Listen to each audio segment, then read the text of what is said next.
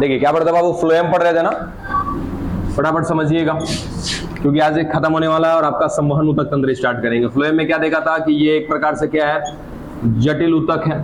जटिल में भी कौन सा, जटिल के भी क्या थे, दो प्रकार थे ना, कौन कौन से?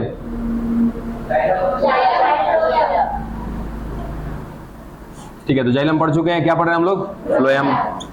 दूसरा बिंदु क्या देखा था हमने फ्लोएम में आपकी, कि फ्लोएम जो होती है ये कहीं ना कहीं ये भी प्राथमिक स्थिति में आती है और द्वितीय की स्थिति में आती है। बशर्ते यहाँ पर प्राथमिक जाइलम की बात अगर हम करेंगे तो उसको भी क्या कहते हैं, प्रोटो। ये बता दिए थे कि नहीं बताए थे? ये नहीं पढ़े थे? अच्छा, इसको रोकते हैं जरा भी। इसका कार्य देखा था हमने, इसका कार्य क्या होता है, तो क्या कार्य है इसका? भोजन का संवहन करना या भोजन का स्थानांतरण करना। ठीक है, फिर बात आया कि ये फ्लोएम जो है ये 4 प्रकार की कोशिका से मिलकर के बनी है। ठीक है, सबसे पहला बात किया था क्या, चालनी नलिका,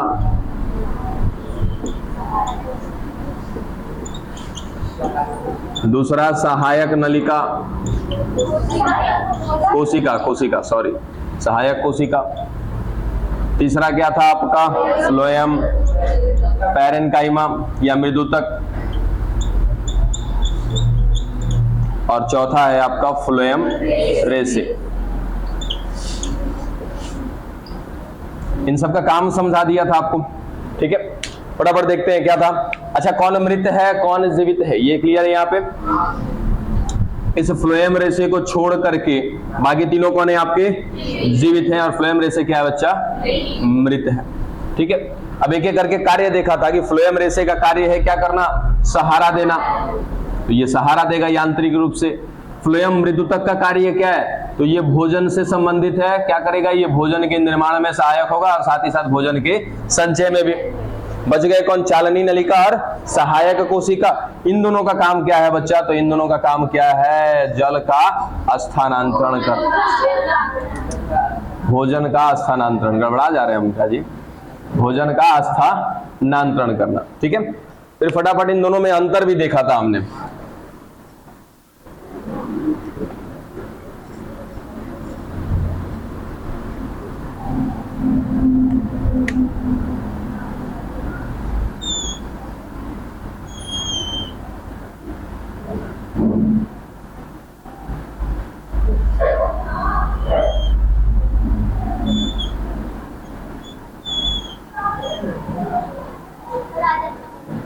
अरे इतना पढ़ा चुके हैं ना ये, फिर फटाफट रिवाइज करा रहे ताकि आपको आगे पढ़ा पाए हम।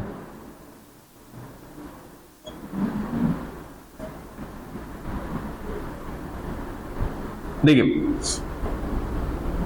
कुछ यही स्थिति देखी थी कल हमने।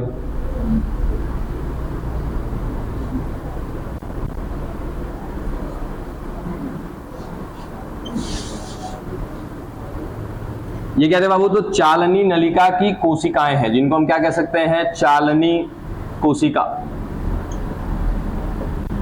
ठीक है, अब चालनी कोशिका में एक बात हमने दिमाग में रखी थी क्या, कि इसमें केंद्रक नहीं होता है, इसमें केंद्रक का अभाव होता है। अब इस चालनी कोशिका के अंदर क्या मिल रहे थे, भोज्य पदार्थ, जिनको हमने नाम दिया था क्या, चालनी तत्व का नाम दिया था। और ये क्या है आपके, चालनी तत्व। और चालनी तत्व का मतलब क्या था, बना हुआ भोजन या भोज्य पदार्थ। इसी का संवहन हो रहा है, किसके द्वारा संवहन हो रहा है, चालनी कोशिका के द्वारा। और ये संवहन जो होता है बहुदिशीय होता है, यानी कि बहुत सारी दिशाओं में जाता है। ये एक दिशा में नहीं होता है, एक दिशा में कौन कार्य करता है, जाइलम काम करता है। ये बहुदिशीय। अब यहां से ये क्या थे, छिद्र थे, जिनको हमने क्या बोला था, चालनी छिद्र बोला था। तो चालनी छिद्र से होते हुए क्या जाते हैं आपके, चालनी तत्व जाते हैं। या तो ये नीचे की ओर आ रहे होंगे या फिर ऊपर की ओर जा रहे होंगे ऐसे। ठीक है, फिर बात आया कि ये ऊपर नीचे करने के लिए क्या चाहिए, इस चालनी कोशिका को ऊर्जा चाहिए। भाई बिना ऊर्जा के कोई कार्य संभव नहीं है। ठीक है, तो इस चालनी कोशिका के कोशिका द्रव्य में क्या मिल रही थी, माइटोकॉन्ड्रिया मिल रही थी। इस माइटोकॉन्ड्रिया को निर्देशन देने वाला या कोई निर्देश करने वाला, कोई कार्य को ऑर्डर देने वाला नहीं है इसके पास। अब ऑर्डर देने के लिए कौन चाहिए बाबू किसी कोशिका में? कहा गया केंद्रक, और इसमें केंद्रक नहीं है। ठीक है, तो अब केंद्रक के अभाव में क्या करता है, इसके साथ जुड़ी होती है कौन? सहायक कोशिका जुड़ी होती है। और ये सहायक कोशिका में उपस्थित केंद्रक जो होता है वो चालनी कोशिका के पूरे कार्यों का क्या करता है? निर्देशन करता है, या फिर सीधा सीधा कहें कि चालनी कोशिका के कार्यों का नियंत्रण कौन करता है? तो सहायक कोशिका का क्या करता है? केंद्रक करता है। फिर यहाँ पे एक सवाल बना था कि कैसे नियंत्रण करेगा, तो इन दोनों कोशिका के बीच में क्या पाया जाता है? प्लाज्मोडेस्मेटा। अब प्लाज्मोडेस्मेटा पाए जाने की वजह से चालनी कोशिका का कोशिका द्रव्य और आपके किसका? सहायक कोशिका का कोशिका द्रव्य आपस में क्या होता है? संपर्क में होता है, जिस कारण से ये केंद्रक चालनी कोशिका के पूरे कार्यों का नियंत्रण करता है। यही सब बात किया था हमने कल। चलिए अब इसके आगे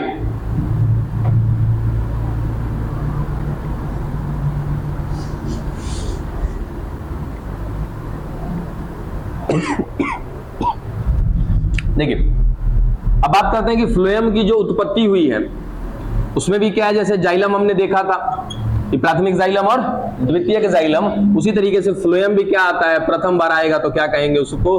प्राथमिक फ्लोएम, और दूसरी बार आएगा तो क्या कहेंगे उसको? द्वितीयक फ्लोएम।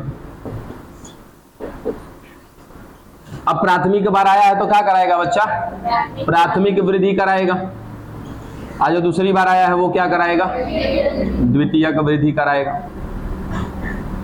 अब जैसे हमने जाइलम में देखा था कि प्राथमिक जाइलम जो है, कि प्राथमिक जाइलम पहले आया तो क्या बोला था? प्रोटो जाइलम, बाद में आया तो मेटा जाइलम। यहां भी कुछ ऐसी स्थिति है कि ये प्राथमिक जाइलम जो है ये 2 बार में आता है, इसलिए प्राथमिक फ्लोएम जो है 2 बार में आता है, तो क्या कहते हैं इसको? प्रोटोफ्लोएम।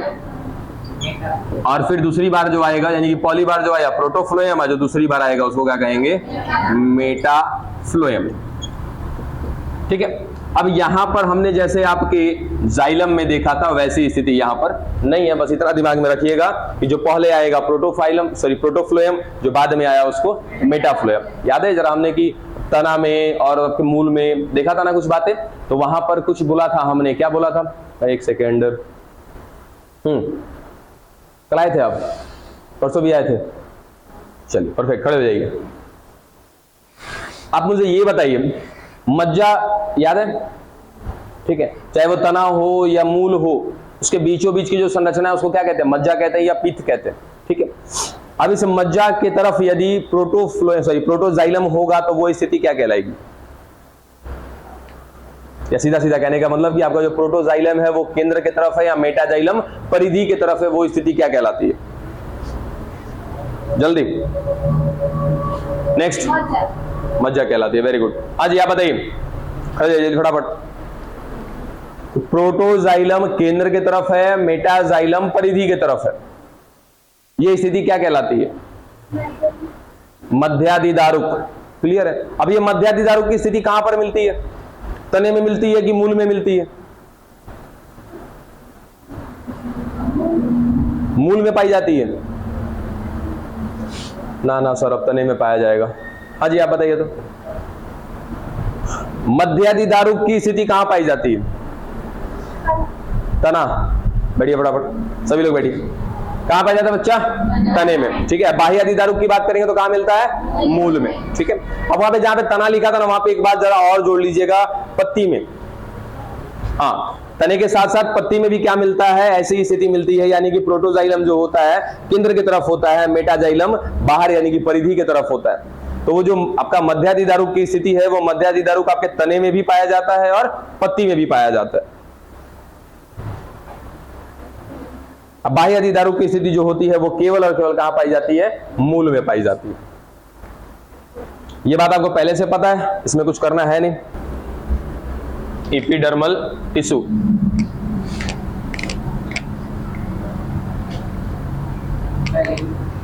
दूसरा लिख रहा हूं मैं यहां पे,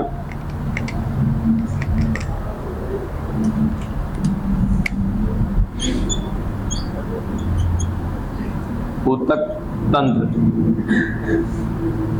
सबसे पहला क्या बोला? बाह्य त्वचीय ऊतक तंत्र, ऊतक तंत्र, ठीक है। एपिडर्मल टिश्यू, दूसरा संवहन ऊतक तंत्र, वैस्कुलर टिश्यू, तीसरा भरण ऊतक तंत्र,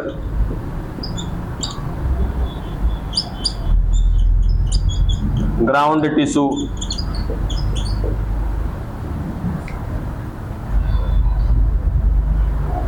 ये 3 ऊतक तंत्र पढ़ने हैं हमें, बाह्य त्वचा के अंतर्गत मिल रहा है, ठीक है। चलिए, तो सबसे पहला स्टार्ट करते हैं कि हम लोग बाह्य त्वचीय ऊतक तंत्र।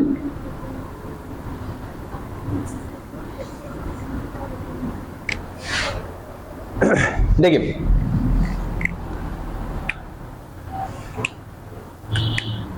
ये एक पौधा, ठीक है। अब मैं इसको काट रहा हूं, देखो ध्यान से, देखो ये पौधा है, ये इसकी तनाएं दिख रही है, मैंने इसको काट दिया, तो काटने के बाद कुछ ऐसी स्थिति मिलेगी क्या मुझे, ठीक है। मैं इसको थोड़ा बड़ा करता हूं, चलेगा, कोई दिक्कत नहीं होनी चाहिए। अब सबसे पहले मैं बात करूं तो ये जो बाहर बाहर होगा, यही क्या होगा बच्चा, इसका बाह्य त्वचा होगा।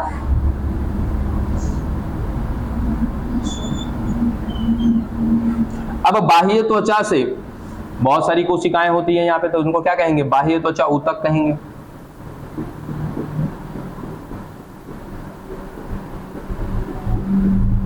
अभी अंदर की कोई अस्तर की बात नहीं कर रहे हैं, केवल और केवल किसकी, बाह्य त्वचा की। तो यदि मैं एक तने को देखूं, ये क्या है बच्चा, तना है, तो तना को याद रखिएगा कि हम क्या पढ़ रहे हैं यहाँ पे, तना देख रहे हैं। तो तने के जब मैं बाहर बाहर देखूंगा तो क्या मिल रहा है मुझे, इसकी बाह्य त्वचा मिल रही है, और इसके बाह्य त्वचा में एक संरचना मिलती है,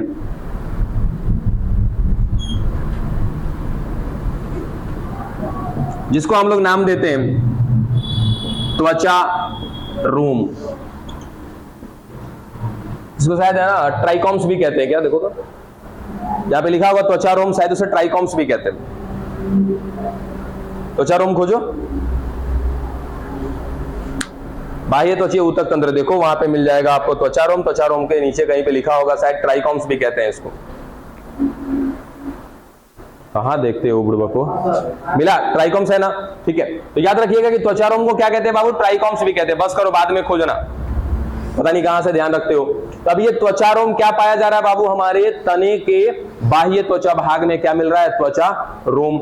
अब ये त्वचा रोम हो गया, कहां मिल रहा है, ये तना में। अगर मैं मूल में बात करूं तो ये लो मूल, तो मूल के भी क्या सबसे बाहरी हिस्से की बात करते हैं हम लोग, तो मूल में भी सबसे बाहरी हिस्से की बात कर रहे हैं, तो मूल के सबसे बाहरी हिस्से में क्या कहेंगे भाई कि ये भी क्या है, इसका बाह्य त्वचा है, और इस बाह्य त्वचा से भी क्या निकलती हुई दिखाई देती है हमको, इसको कहते हैं क्या, मूल रोम,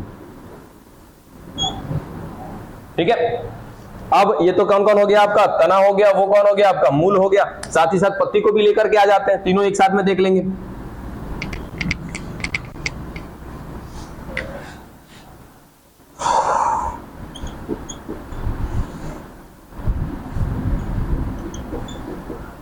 त्वचा रोम, मूल रोम, और उसके बाद लेकर के आते हैं यहां पे पत्ती को।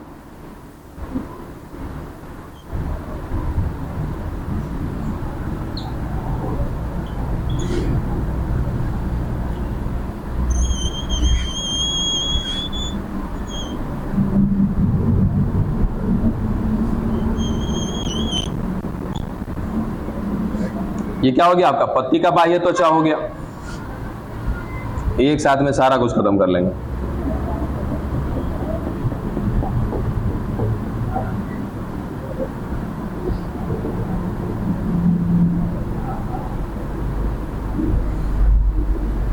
चलो, तीनों को एक साथ ले लिया, बोला कि तीनों को ही देखेंगे हम लोग। क्या देखने वाले हैं भाई, बाह्य त्वचा ऊतक तंत्र, और इसके बाद क्या देखेंगे, बाह्य त्वचा ऊतक तंत्र खत्म हो जाएगा तो फिर संवहन ऊतक तंत्र, संवहन ऊतक तंत्र के बाद क्या देखेंगे, आपका भरण ऊतक तंत्र। स्टार्ट किया हमने क्या, बाह्य त्वचीय ऊतक तंत्र। इसका मतलब क्या था कि किसी पादप के बाह्य त्वचा भाग में मिलने वाला जो ऊतक तंत्र है वो क्या कहलाता है, बाह्य त्वचीय ऊतक तंत्र। पादप में हमें तीन चीजें मुख्यतः दिखाई देती हैं। सबसे पहला क्या आपको, तना, तने के बाद मूल, मूल के बाद भी क्या, फिर हमारी पत्ती है। अब तीनों को देखेंगे, लेकिन तीनों को क्या देखेंगे बाबू, बाह्य त्वचा देखेंगे। तो तने की बाह्य त्वचा देखते हैं तो बाह्य त्वचा में एक संरचना मिलती है जिसका नाम है क्या, मूल, सॉरी त्वचा रोम। मूल में क्या मिलता है, मूल रोम। और उसके बाद बात आया क्या, ये पर्ण। तो पर्ण की क्या है, ये बाह्य त्वचा है। और इसके बाह्य त्वचा में क्या मिलता है बच्चा, थोड़ा सा ना एक साइड में बड़ा मोटा करता हूं इसको।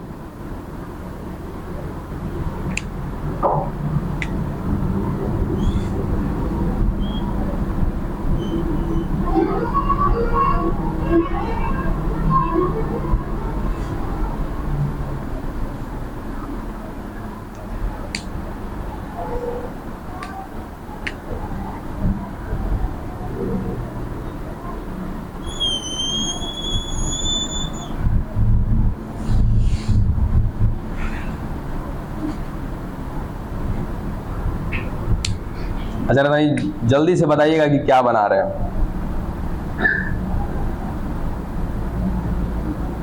कुछ पता चला क्या बनाइए, क्या ये रंध्र है।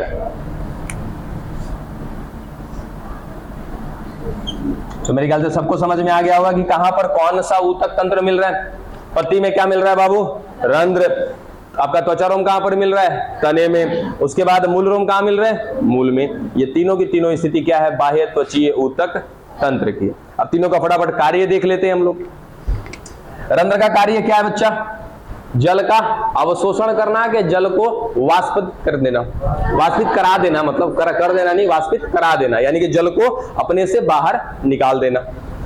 तने में मिलने वाले त्वचा रोम का कार्य क्या होता है, फंसा गाड़ी, कोई बात नहीं, इसको छोड़ो। मूल रोम का कार्य क्या होता है, जल का अवशोषण करना है। ये मिट्टी के अंदर होता है, मृदा के अंदर होता है। इससे जुड़ा एक सवाल दिया था पिछले टेस्ट में आप लोगों को कि मूल रोम का कार्य क्या होता है। अभी ठहर जाओ, तनिक ठहर जाओ बाबू। मूल रोम का कार्य क्या होता है, इससे जुड़ा एक सवाल दिया, सॉरी एक सवाल था कि मूल रोम का कार्य नहीं, आप सभी जानते हैं क्या करता है, जल का अवशोषण। ये मूल रोम कहां पर पाया जाता है, ये सवाल, परिपक्वन क्षेत्र में। तो याद रखिए मूल रोम कहां मिलता है, परिपक्वन क्षेत्र में। इसका कार्य क्या होता है कि ये सीधा सीधा क्या करेगा बाबू, जल का अवशोषण करेगा। ठीक है, ये क्या करेगा, त्वचा रोम क्या करेगा, कौन, हाँ कह सकते हो।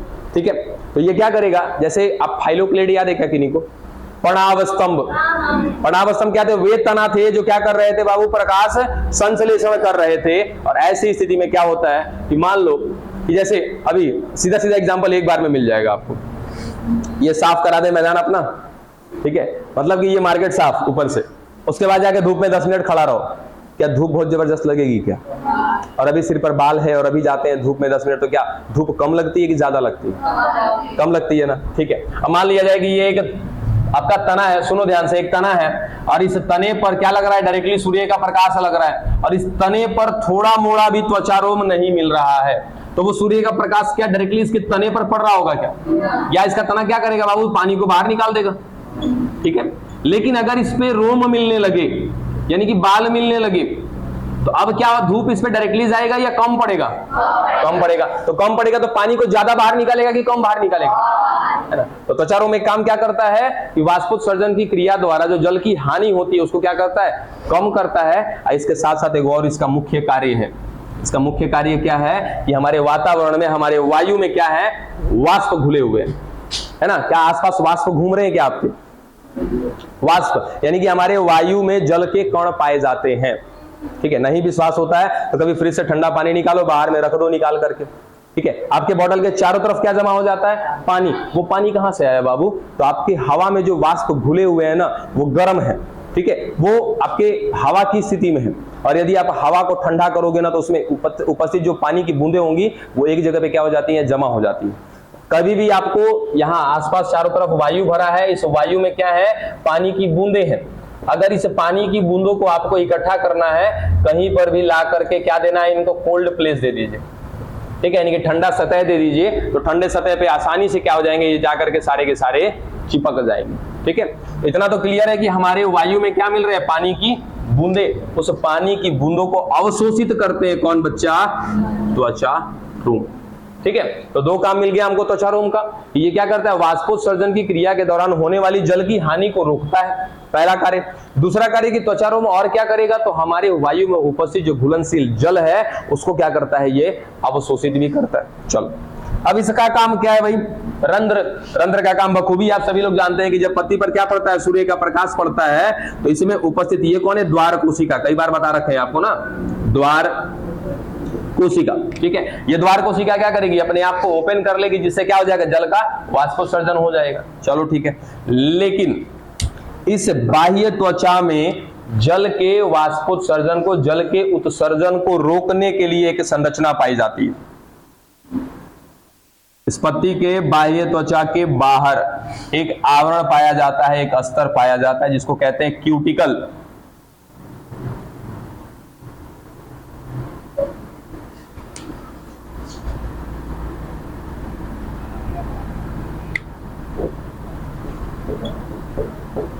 क्यूटिकल।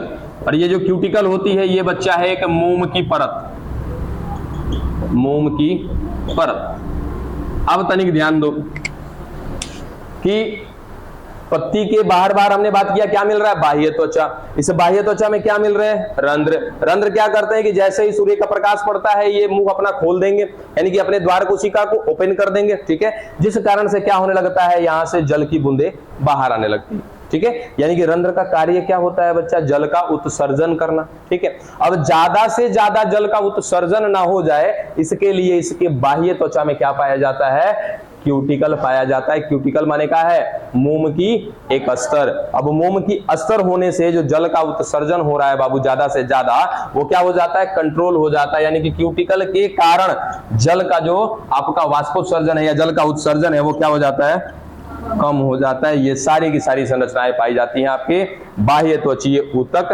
तंत्र के अंतर्गत। फटाफट जरा पढ़िए बाह्य त्वचीय ऊतक तंत्र को। कोई वर्ड छूट गया होगा तो बता देंगे इसको। हाँ, एक सेकंड, एक वर्ड छूटा हुआ है।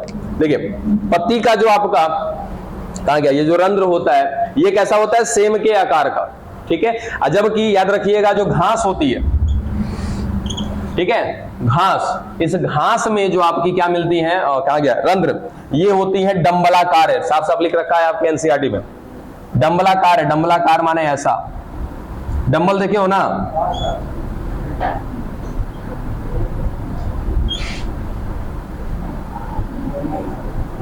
मिला डंबलाकार कि नहीं मिला, देखो ऐसे मिलते हैं। तो ये रंध्र है किसके, घास के, और ये रंध्र है किसके, आपके पत्ती के। अब जरा लाइन पढ़ के खत्म करें हम लोग ये का फटाफट। हम क्या पढ़ रहे हैं, भरण ऊतक तंत्र।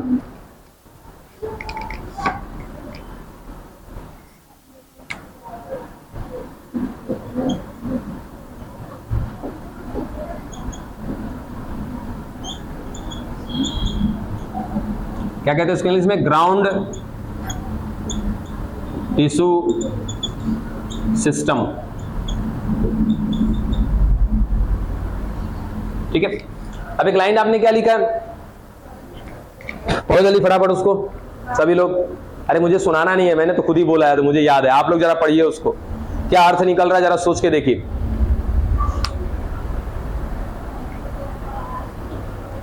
अर्थ मिला कुछ, बिल्कुल। जैसे देखो, अगर हमने कहा तने की बात कर ले तो तने में भी होगा, पत्ती की बात करेंगे पत्ती में भी होगा, मूल की बात करेंगे मूल में भी होगा। यानी कि बाबू पूरे पादप के कोई भी एक ऐसा हिस्सा नहीं होगा जहां पर भरण ऊतक नहीं मिल रहा होगा। तंत्र तो एक शब्द है ना, ये तंत्र शब्द हमें क्या बताता है कि बहुत सारे लोग यहां पर मिलके कार्य कर रहे हैं। ठीक है, अब जैसे अगर मैं तने को देखूं, ये एक तना है, फिर इसकी मूल। अगर मैं इस तने को काटूं तो काटने के बाद कहीं ना कहीं कुछ ऐसी स्थिति मेरे सामने आएगी। ठीक है, अगर इसको बढ़िया से हमें देखना है तो ये, ठीक है। अब बाहर बाहर क्या होगा बच्चा, बाह्य त्वचा होगा, और इस बाह्य त्वचा में क्या मिल रहा होगा, इसका बाह्य त्वचीय ऊतक तंत्र मिल रहा होगा। बाह्य त्वचीय ऊतक तंत्र को पढ़ चुके हैं हम लोग। तना होगा तो तने के बाह्य त्वचा में क्या क्या मिलेगा, अगर पत्ती होगी तो पत्ती के बाह्य त्वचा में क्या मिलेगी, और मूल होगा तो मूल के बाह्य त्वचा में क्या मिलेगा, ये हमें पता है। अब हम क्या पढ़ रहे हैं, भरण ऊतक तंत्र। क्या इस भरण ऊतक तंत्र से पहले हमने संवहन ऊतक देखा है क्या? पढ़ा नहीं है इसको ज्यादातर हमने अभी, लेकिन संवहन ऊतक में हमने जाइलम और फ्लोएम के बारे में तो जाना है कि जाइलम क्या है, फ्लोएम क्या है। ठीक है, तो संवहन ऊतक तंत्र हमारे पास दो प्रकार के थे।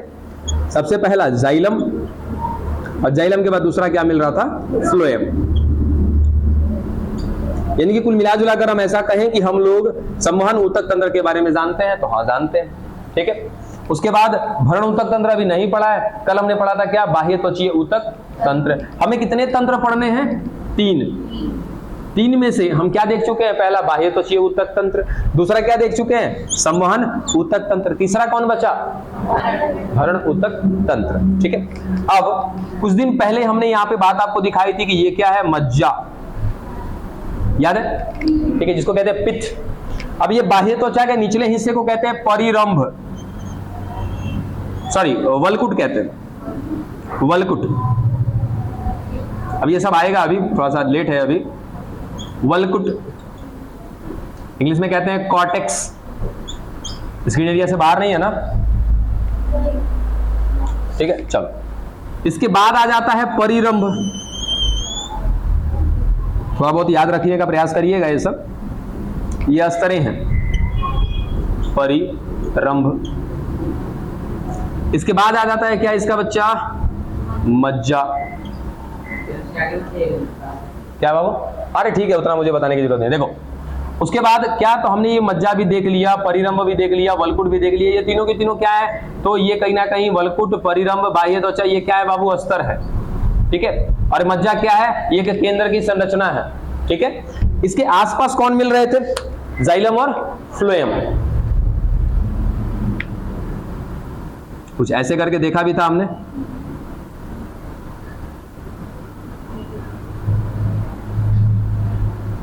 ठीक है, अब ऐसा भी बताया था कि जाइलम अलग त्रिज्या पर हो सकता है, फ्लोएम अलग त्रिज्या पर हो सकता है। अगर ऐसी स्थिति आती है, अगर बच्चा, ये सवाल पहले भी शायद मैंने आपसे भी पूछा हुआ है ना, कि जाइलम अलग त्रिज्या पर है, फ्लोएम अलग त्रिज्या पर है, तो वो स्थिति क्या कहलाती है और कहां पे पाई जाती है वो स्थिति? बेटो सवाल पूछना ही मेरा गड़बड़ हो जाएगा, आप बताइए। अरिये, ठीक है, अरिये सममिति कहेंगे इसको? नहीं कहेंगे। अरिये संरचना है जिसमें क्या होते हैं, जाइलम और फ्लोएम अलग अलग होते हैं। बेटी, तो हो सकता है कि जाइलम अलग हो और फ्लोएम अलग हो, ऐसा सीन भी हो सकता है। ऐसी स्थिति होगी तो क्या कहेंगे, अरिये। और ये स्थिति कहां पर पाई जाती है, तने में मिलती है ना, मूल में। चलो बहुत खूब, याद तो रखा है, कहां पर मिलता है, अरिये स्थिति मिलती है मूल में। ठीक है, उसके बाद अरिये के बाद एक दूसरी स्थिति होती है क्या, संयुक्त। ठीक है, तो संयुक्त का मतलब क्या होता है कि जाइलम और फ्लोएम एक ही त्रिज्या पर होंगे, यानी कि एक साथ क्या होंगे बाबू, ये जुड़े हुए होंगे। ये लो, जाइलम और फ्लोएम क्या हो गए, जुड़ गए एक साथ में। ये स्थिति कहां पर मिलती है, तो तने में भी मिलती है, तने के साथ साथ कुछ दिन बाद लिखवाया था आप लोगों को, पत्ती में भी मिलती है। ठीक है,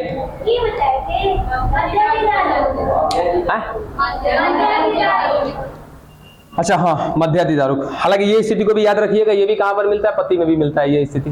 ठीक है, यानी कि आपका ये जो स्थिति है, संयुक्त वाली स्थिति है, तने के साथ साथ कहां पे, पत्ती में भी है। ठीक है, फिर बात आएगी प्रोटोजाइलम मेटाजाइलम की, तो वहां पे आया था क्या, बाह्यादिदारुक और मध्यादिदारुक। अब बाह्यादिदारुक कहां पर मिलता है, आपके मूल में, मध्यादिदारुक तने में और पत्ती में। चलो आ जाओ वापस यहाँ पे। ठीक है, ये क्या है, संयुक्त संवहन मंडल कहलाएगा। संवहन मंडल इसलिए कह रहे हैं क्योंकि संवहन मंडल में दो लोग आते हैं, जाइलम और फ्लोएम, यहाँ पे दोनों के दोनों मिल रहे हैं। ठीक है, कैसे हैं, जुड़े हुए हैं, तो क्या कहेंगे इसको, संयुक्त संवहन मंडल। ठीक है, अब तनिक बाहर बाहर देखो जरा, क्या हमने कल खत्म किया है क्या इस बाह्य त्वचीय ऊतक तंत्र को? ठीक है, अब बाह्य त्वचा से जुड़े हैं क्या इसके ये हिस्से, इनको भी इसी में रखते हैं, बाह्य त्वचा में ही रखते हैं। ठीक है, अब कौन कौन बच गया यहाँ पे जरा देखो तो, मज्जा बच गया, और कौन बच गया, ये संवहन ऊतक तंत्र कहेंगे। क्यों, क्योंकि यहाँ पे दोनों के दोनों है, तो तंत्र ही कहेंगे। अब ध्यान देना एक बात, ये जो मज्जा है, ये मज्जा की संरचना कुछ ऐसे फैल जाती है।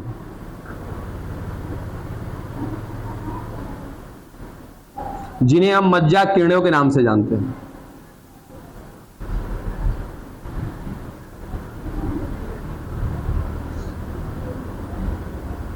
ठीक है, तो मज्जा से क्या रेखा युक्त संरचना निकलती है मज्जा से, वो रेखा युक्त संरचना क्या कहलाती है? मज्जा किरणें कहलाती है या मज्जा किरणें कहलाती है। अब शेष बचा क्षेत्र, तनिक ध्यान दो। ये हो गया कौन? बाह्य त्वचा ऊतक तंत्र। ये बीच में लाल ब्लैक, ये कौन हो गया आपका? संवहन ऊतक तंत्र। इसके अलावा बच्चा जो ये हिस्सा बच रहा है, ये कौन है आपका? भरण ऊतक तंत्र। बात समझे? अब अपने लाइन को जरा पढ़ो, फिर से पढ़ो अब लाइन को। अब कुछ बात पल्ले पड़ी, ठीक है, कि हमने बाह्य त्वचा ऊतक तंत्र देख लिया, संवहन ऊतक तंत्र देख लिया, इसके अलावा जो शेष बच रहा है वो क्या है? भरण ऊतक तंत्र। डन? सोचो, एक लाइन का मीनिंग इतना था।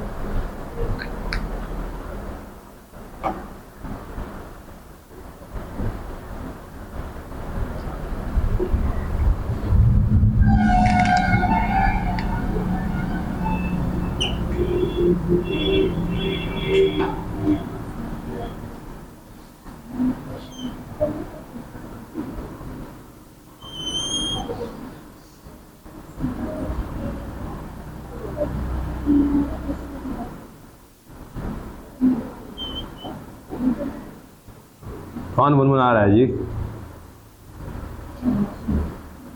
बार बार क्या बात करेंगे? इसमें क्या है? ये बाह्य त्वचीय ऊतक तंत्र है। इसके क्या मिल रहे होंगे इस बाह्य त्वचीय ऊतक तंत्र में? क्यूटिकल मिल रहा होगा, क्यूटिकल के साथ साथ क्या मिल रहे होंगे? रंध्र मिल रहे होंगे। ठीक है, अब अगर किन्हीं को याद है इस संरचना का नाम बताइए बच्चा।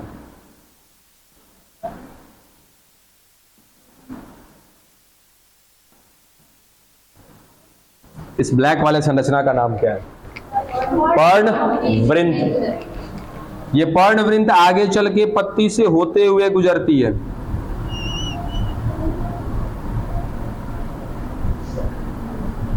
यानी कि ऐसा कह सकते हो कि पर्णवृंत आगे पत्ती के बीचों बीच एक संरचना से गुजरती हुई प्रतीत होती है हमें।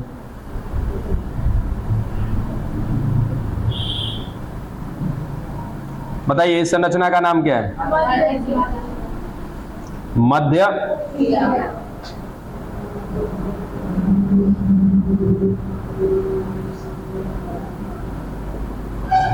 मिडरिब्स।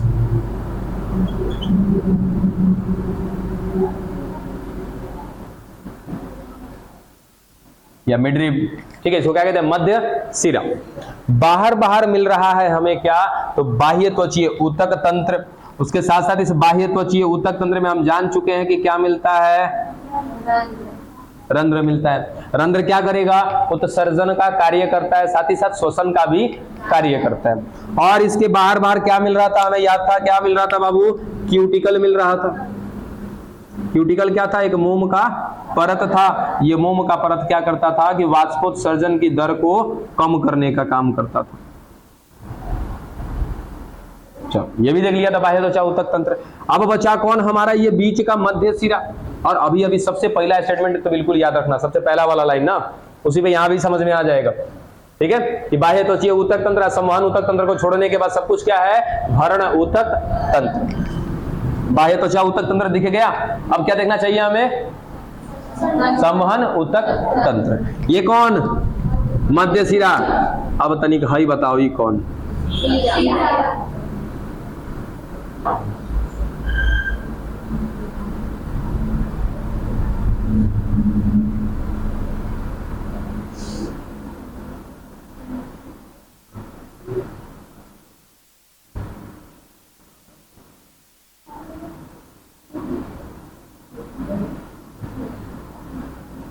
तनिक हम शांत होते हैं तो आवाजें आने लगती है, पता नहीं कैसे। अब समस्या हम में है कि हम शांत हो जाते हैं, या समस्या आप लोगों में है कि शांत होते ही बात करने लगते हैं? देखिए, मध्य सिरा, सिरा, अब इससे भी कुछ संरचनाएं निकल सकती हैं, सिरिकाएं।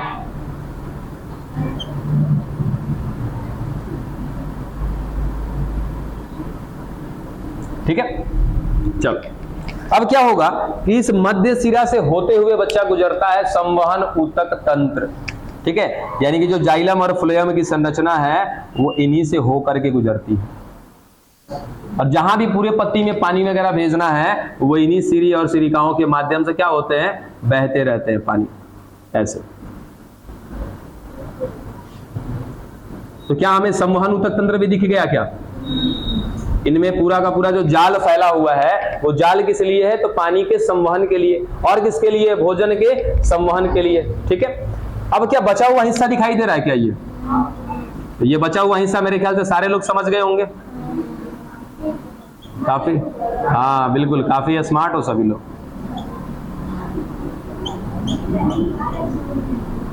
पहली बार बोले हैं, धन्यवाद, वेलकम, आपका स्वागत है। ठीक है, तो ये क्या कहलाती है बच्चा? पर्ण। कहां से एरो खींचा था, नहीं देखो तो, पर्ण फलक की कोशिका है ना ये, तो पर्ण फलक की कोशिका को क्या कहते हैं? पर्ण मध्योतक।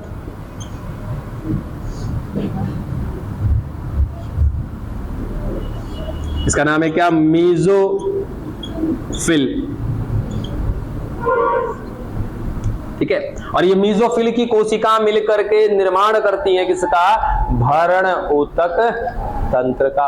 और अभी अभी हमने समझा है कि भरण ऊतक तंत्र जो है किसका बना होता है, तो सरल ऊतक का बना होता है। सरल ऊतक कितने प्रकार के हमारे पास? 3, पैरेन्काइमा, कॉलेनकाइमा, स्क्लेरेन्काइमा, मृदुतक, स्थूल कोण और दृढ़ ऊतक। डन। चल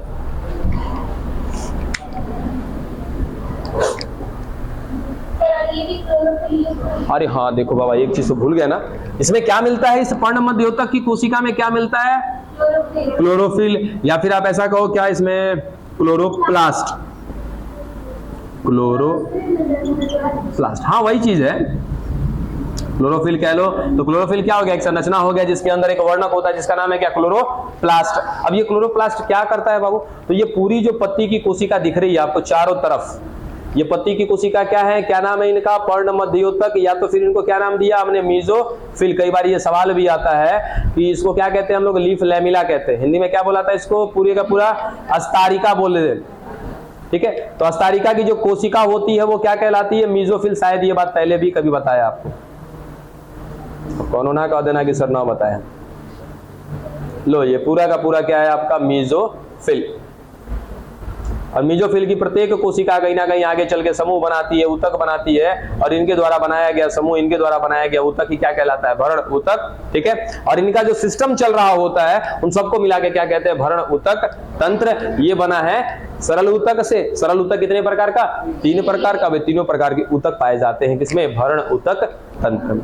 खत्म हो गया। हाँ, इसमें क्या बोला कि इसकी प्रत्येक कोशिका क्या कहलाती है? मीजोफिल, पर्ण मध्योतक। और इसकी प्रत्येक कोशिका जो होती है बच्चा क्लोरोप्लास्ट युक्त होती है। यानी कि हम ऐसा कहें कि अगर इसको एक कोशिका को निकाल के देखें तो इस एक कोशिका में कहीं ना कहीं क्या मिलेगा हमें? क्लोरोप्लास्ट मिलेगा। अब ये क्लोरोप्लास्ट क्या है? तो क्लोरोप्लास्ट एक प्रकार का क्या है? वर्णक है। कैसा वर्णक है? हरित वर्णक है। हरित यानी कि हरे रंग का वर्णक है, जिस कारण से आपकी पत्तियां कैसी होती हैं? हरे रंग की होती है। पहला चीज। दूसरा, ये क्लोरोप्लास्ट क्या करता है? तो पत्तियों में पूरा का पूरा फैला हुआ है। पत्तियों के कौन से भाग में? पूरे अस्तारिका के भाग में। ठीक है, जिसको हम लैमिला कहते हैं। पत्ती का जो चौड़ा सा हिस्सा दिखाई दे रहा है वो पूरा का पूरा हिस्सा क्या कहलाता है? अस्तारिका कहलाती है। ठीक है, अस्तारिका हो गया। इसी को क्या कहते हैं? लीफ लैमिला भी कहते हैं। अब ये चौड़ा इसलिए है क्योंकि ये क्या करता है? सूर्य के प्रकाश को अवशोषित करता है। और सूर्य के प्रकाश को अवशोषित करने में अहम भूमिका किसकी होती है बाबू? पर्ण मध्योतक कोशिका की होती है। और इसमें क्या मिल रहा है? क्लोरोप्लास्ट एक प्रकार का है हरित लवक। ठीक है, वर्णक है एक प्रकार से। और ये क्या कराएगा? प्रकाश संश्लेषण।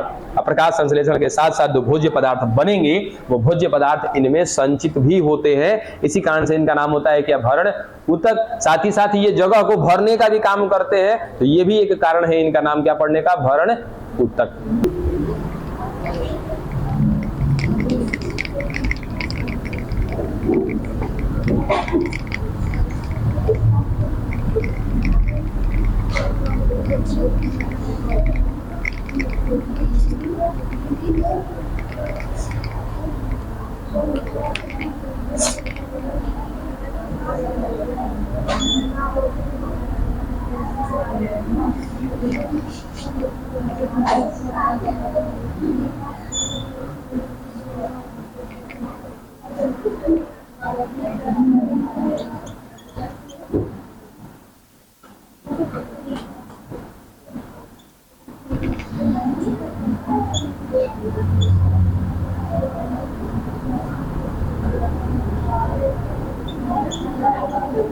किसकी आवाज है?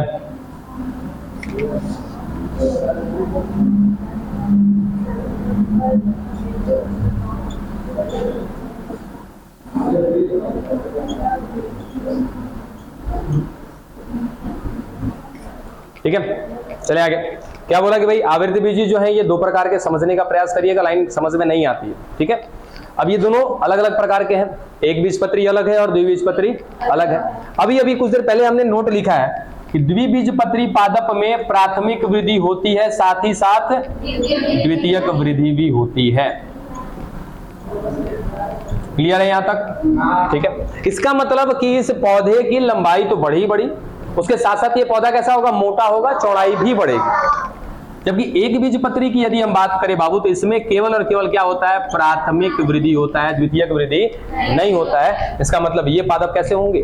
लंबे होंगे। अब हमें ये समझना है कि आखिर इसमें लंबाई ही केवल क्यों बढ़ रही है और इसमें चौड़ाई ही क्यों बढ़ रही है? ठीक है, लंबाई के साथ साथ यहाँ चौड़ाई भी बढ़ रही है, यहाँ पर क्या बढ़ रहा है? केवल लंबाई बढ़ रहा है। उसके साथ साथ कुछ खुला और कुछ बंद संवहन मंडल का भी जिक्र किया गया। आइए समझिए, फटाफट इस बात को समझ रहे होंगे बीच में जो बनाया है क्या ये? ठीक है, और ये दिमाग में रखिएगा ये तना है।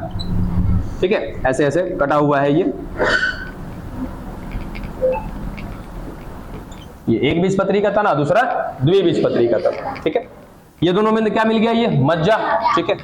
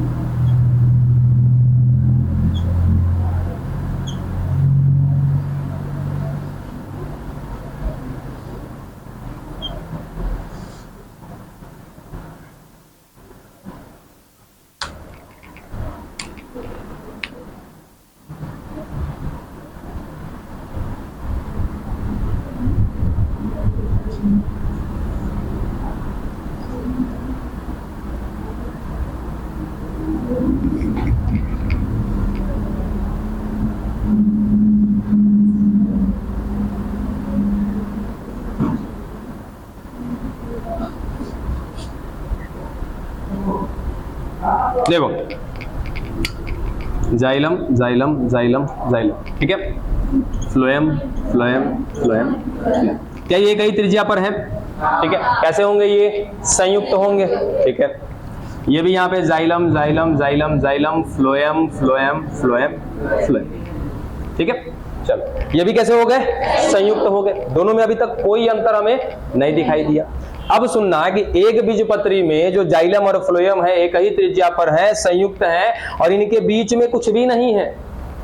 बात समझे? जाइलम और फ्लोएम के बीच में कुछ भी नहीं है, ये एक साथ परस्पर जुड़े हुए हैं। अब यहां देखो, ये बात किसकी है? द्विबीजपत्री की। तो द्विबीजपत्री के जाइलम और फ्लोएम के बीच में एक संरचना आ जाती है।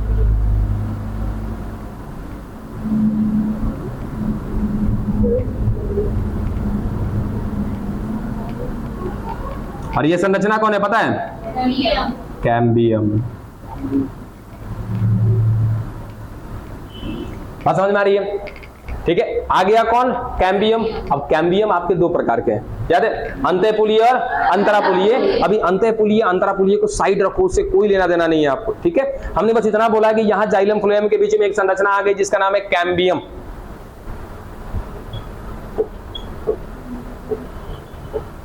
ठीक है, अब ये कैम्बियम जो होते हैं 2 प्रकार के, पता है हमें 2 प्रकार हैं इसके, देखेंगे वो 2 प्रकार कौन है, कहां पर है, वो बाद की चीज है।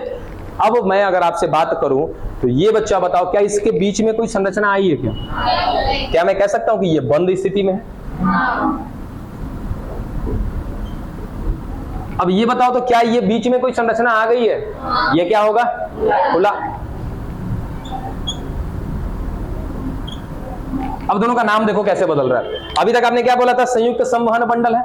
अब इसको क्या कहेंगे? खुला संयुक्त संवहन बंडल, अरे सॉरी, बंद संयुक्त संवहन बंडल। ये क्या है? खुला संयुक्त संवहन बंडल। किस आधार पे? कि जाइलम और फ्लोएम के बीच में क्या आ गया है बच्चा? कैम्बियम। यहां पर कुछ भी नहीं है। तो एक बीजपत्री का जो संवहन बंडल होता है वो कैसा होता है? बंद प्रकार का होता है। द्विबीजपत्री का जो संवहन बंडल है वो कैसा है? खुले प्रकार का है। ठीक है, किस आधार पे? कैम्बियम के आधार। ठीक है, अब यहां पर जो जाइलम और फ्लोएम है इनके बीच में क्या मिल रहा है? कैम्बियम। और इस कैम्बियम की वजह से ये लगातार द्वितीयक जाइलम द्वितीयक फ्लोएम बनाते रहते हैं। ठीक है, तो अब लगातार जब द्वितीयक जाइलम और द्वितीयक फ्लोएम बनता रहेगा तो तनिक ई बताओ कि प्राथमिक जाइलम और प्राथमिक फ्लोएम क्या करेगा? प्राथमिक वृद्धि कराएगा। और जब इसमें द्वितीयक जाइलम और द्वितीयक फ्लोएम बनेगा तो क्या होगा आगे? द्वितीयक वृद्धि। यहां पर कहीं ऐसा कुछ है क्या?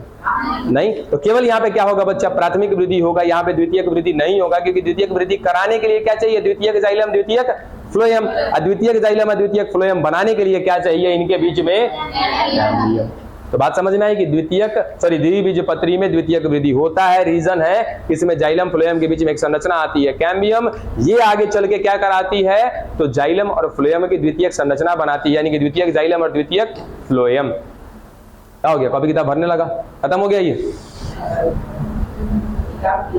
अब सुनो, ये जो कैम्बियम है हमने पढ़ा है कि ये 2 प्रकार का है, अंतःपुलीय और अंतरापुलीय। ठीक है, अब इनमें से कहां पे अंतःपुलीय है, कहां पे अंतरापुलीय है? देखो, ये कैम्बियम आगे बढ़ता जाएगा और इसके साथ आकर के जुड़ जाएगा।